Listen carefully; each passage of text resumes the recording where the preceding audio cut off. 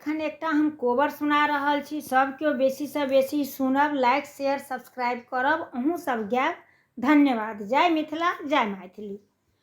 आरत के पातल लिखल कोबर घर, आरत के पातल लिखल कोबर घर, लिखल कौशल्या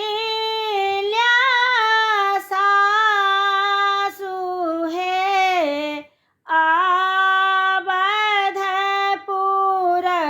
कोबर,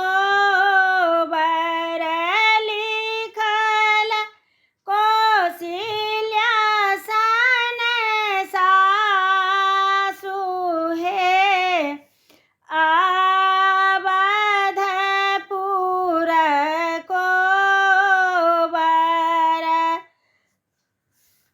के तोरा देलक धन सोना के कंगन माहे, के तोरा देलक धन सोना के कंगन माहे, के तोरा देलक सिर सिंदूर हे, अवधपुर कोबर,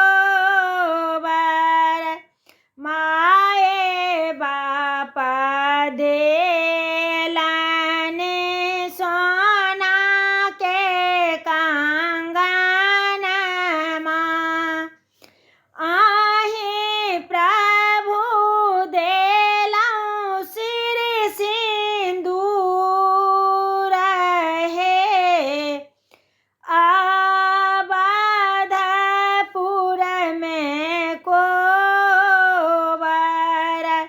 टूटी फूटी जेतई प्रभु सोना के कंगन माँ, जो